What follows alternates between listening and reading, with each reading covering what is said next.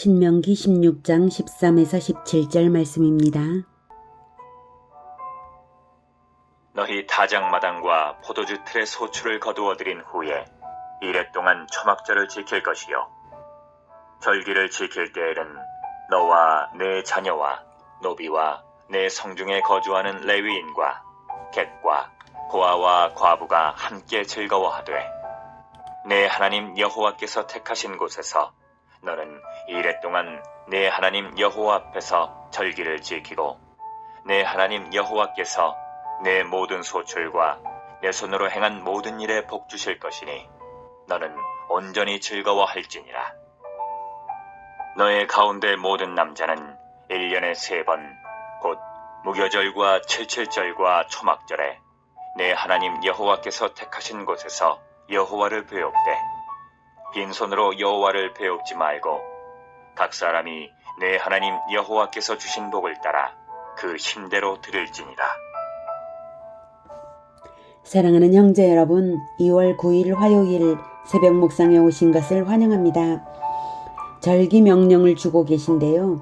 어제까지 6월절, 77절 규례를 주셨습니다.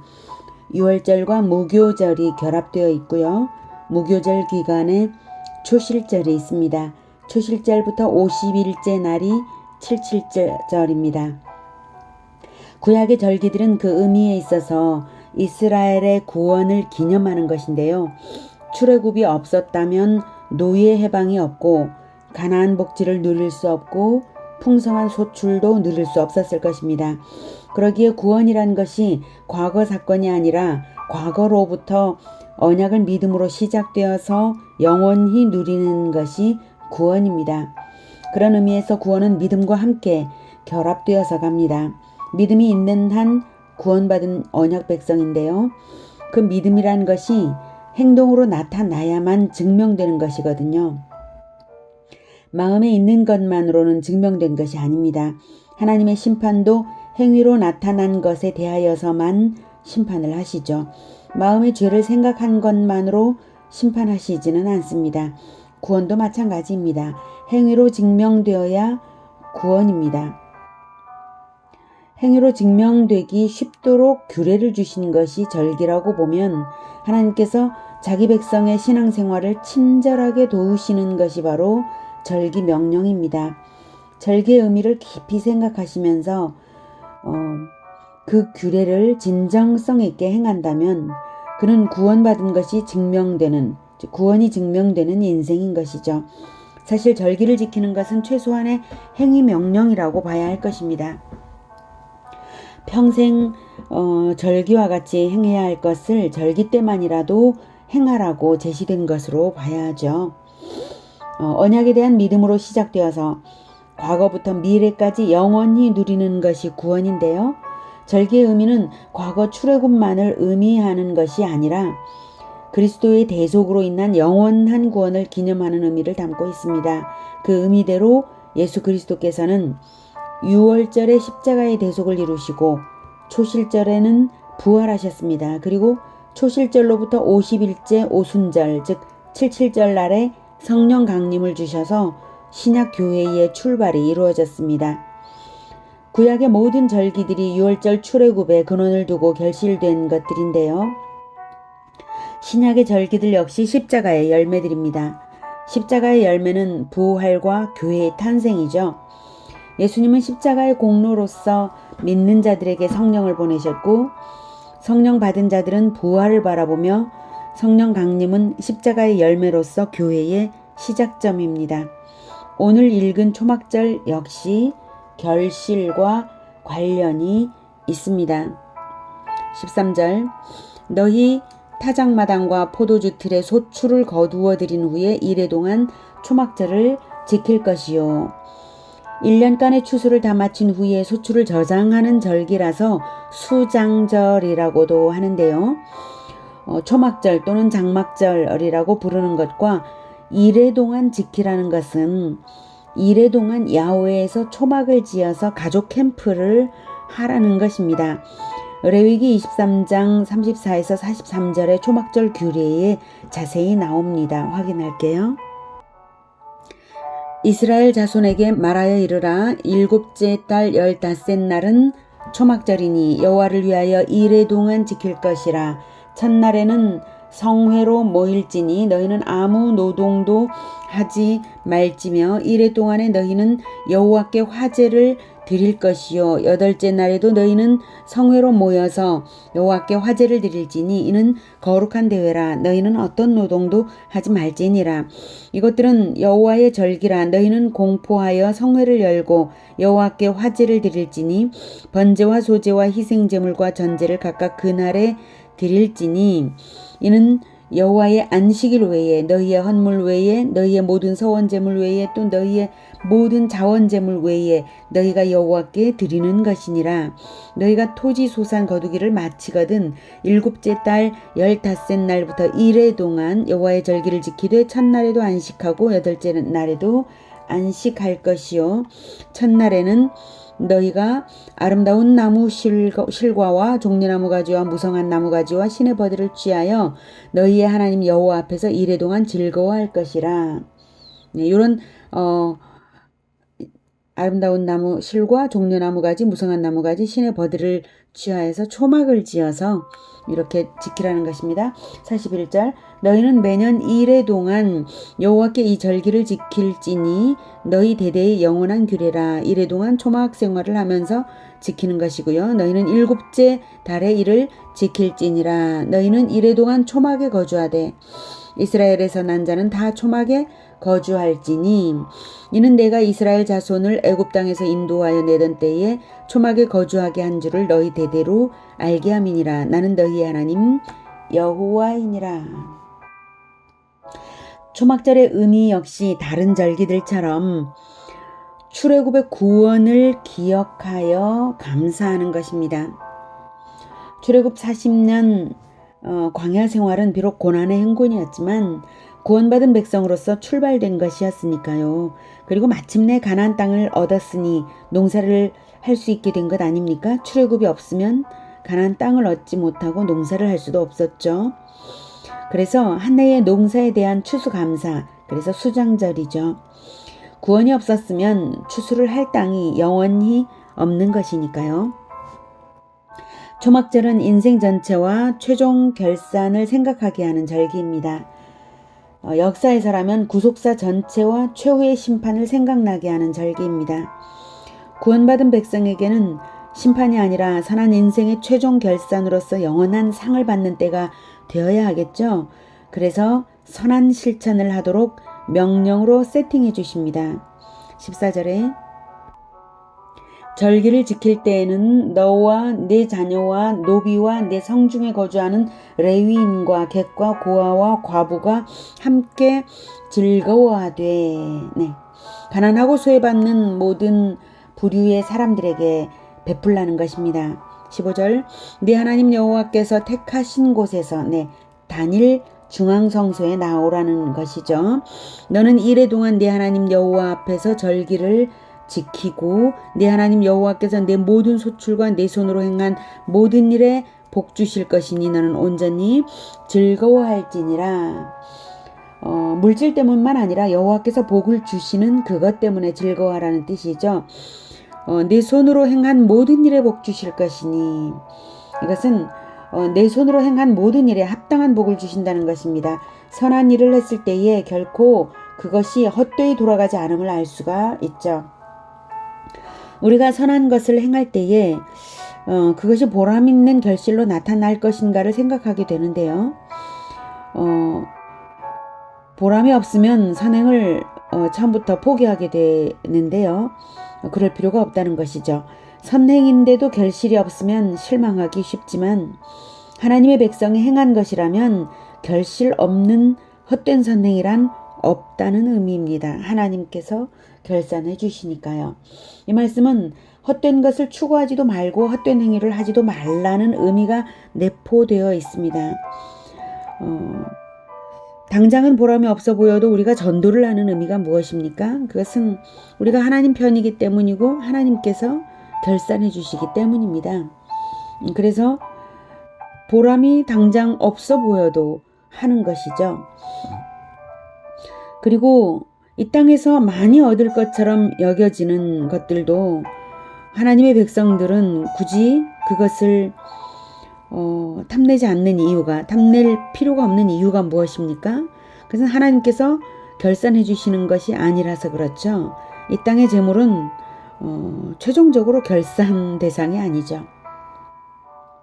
인생의 최종 결산을 하나님 앞에서 할 것을 생각하면서 이 땅에서만 좋아 보이는 어떤 것에 창념할 것이 아니라 하나님 앞에서 결산될 것을 행하라는 것이 바로 초막절이 주는 의미 중 하나입니다.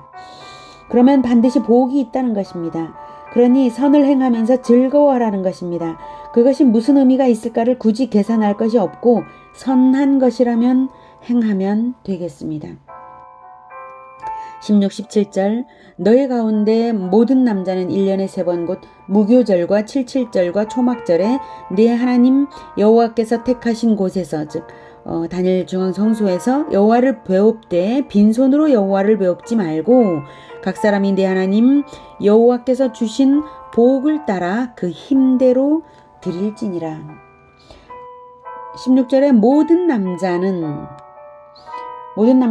남자들만 나온다는 의미가 아니라 남자가 가정의 대표니까 남자가 나감으로써 모든 이스라엘 전체가 하나님 앞에 나간 것이 되는 것이고요. 무교절은 6월절과 결합되어 있습니다. 77절은 오순절이죠. 맥추절이라고도 합니다. 초막절, 수장절이라고도 하고 장막절이라고도 하죠. 무교절, 77절, 초막절에는 반드시 단일 중앙성소에 나오도록 명령하셨습니다. 빈손으로 여호와를 배웁지 말고 각 사람이 받은 복을 따라서 힘대로 드려라. 반드시 드릴 것이 있게 하겠다는 뜻이죠. 이 말씀은 아무것도 주시지 않고도 이런 명령을 하실 분이 아니시니까요. 또한 설령 가난할지라도 자기 힘대로 드리고 이미 주신 복에 감사하며 받은 것에 알맞게 드리라는 의미입니다. 빈손으로는 안 된다는 것입니다. 사실 예배라는 것은 무언가를 받은 것 가운데서 되돌려 드리는 것입니다. 그것이 내 것이 아니라 하나님의 손에서 받은 것이기에 주권을 인정하는 의미와 감사의 의미로서 되돌려 드리는 것입니다. 제사에 재물 없는 제사가 있습니까? 그런 것은 없습니다. 가난한 사람에게는 작은 것으로라도 드리도록 규례를 주시면서 제사법에는 반드시 재물이 있게 하신 것을 보면 예배는 드리는 것이 있어야함을 알 수가 있습니다. 하나님께 예배당에서 하나님께 올려드리든지 아니면 가난한 이웃들에게 베풀므로써 드리든지 무언가 드리는 것이 있어야 하나님께서 받으시는 것이죠. 나를요. 자, 이제 초막절의 신학적 의미를 재확인해 봅시다. 방금 초막절은 최종 결산을 의미한다고 했죠. 재림 때의 최후의 심판 때에서 하나님의 백성에게는 영원한 상이 결산될 것입니다. 그것을 기대하고 소망을 가지고 열심으로 선을 행할 것을 교훈하는 것입니다. 그런데 사람의 영혼이 팍팍하면 선을 행할 힘이 나지 않습니다. 땅도 물이 없어 팍팍하면 결실하지 못하고 추수가 없습니다. 땅은 물을 필요로 하고 우리 영혼은 성령을 필요로 하죠. 그래서 예수님은 초막절에 예루살렘 성전에서 이스라엘 모든 남자들이 모인 군중 앞에서 자신을 생수의 근원으로 제시하셨습니다. 요한복음 7장 38절입니다. 나를 믿는 자는 성경의 이름과 같이 그 배에서 생수의 강이 흘러나오리라 라고 하셨죠. 37절 보면 명절 끝날 이게 초막절입니다. 곧 큰 날에 예수께서 서서 그러니까 많은 대중 군중 앞에서 돋보이게 서서 말씀하신 것이죠. 외쳐 이르시되 누구든지 목마르거든 내게로 와서 마시라. 모든 사람에게 넘치도록 제공하겠다는 것입니다. 무엇을요? 39절에 이는 그를 믿는 자들이 받을 성령을 가리켜 말씀하신 것이라. 예수께서 아직 영광을 받지 않으셨으므로 성령이 아직 그들에게 계시지 아니하시더라. 생수의 강은 성령이라고 말하는데요. 보혈의 강을 말합니다. 성경이 액체로 표현하는 것들은 그리스도의 보혈의 은혜로 인한 것을 말합니다.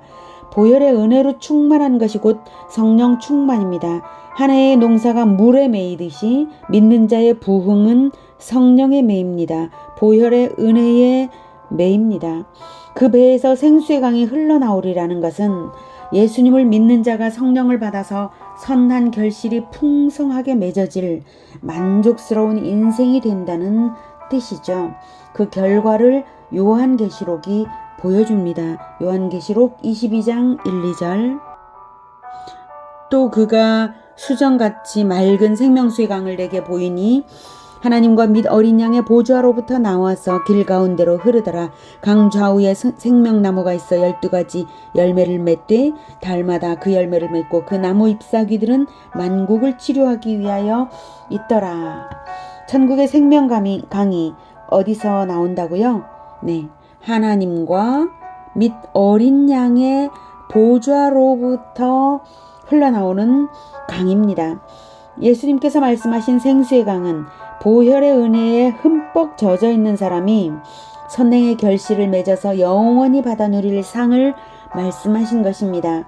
그러니 절기를 지킬 때에 너와 네 자녀와 노비와 네 성중에 거주하는 레위인과 객과 고아와 과부가 함께 즐거워하도록 하시는 것입니다.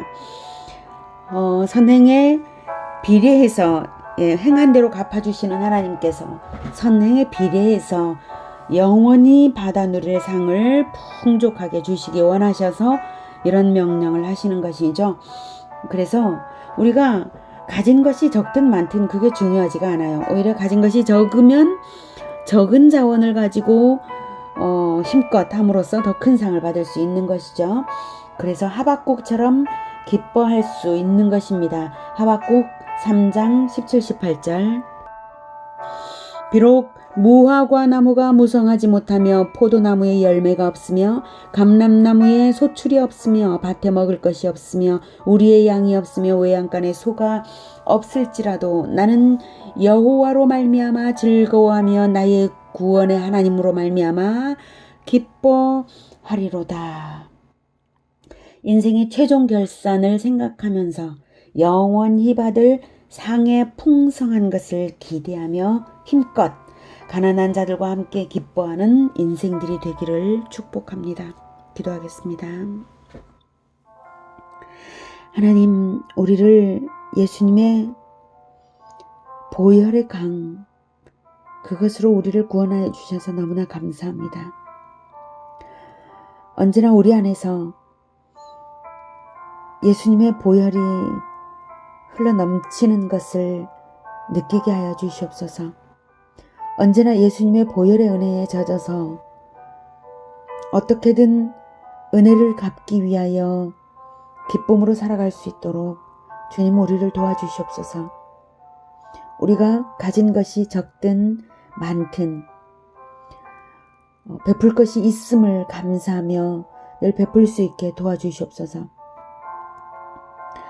그리하여서 하나님께서 기뻐 받으시는 인생 예물이 되게, 산제사가 되게 하나님 우리를 주장하여 주시옵소서. 그리하여 우리의 인생의 최종 결산이 예수님 다시 오실 때에 풍성한 것이 되어서 하나님께 영광이 되게 하여 주시옵소서. 예수 그리스도 이름으로 기도드립니다. 아멘. 이어지는 시간은 개인 기도 시간입니다.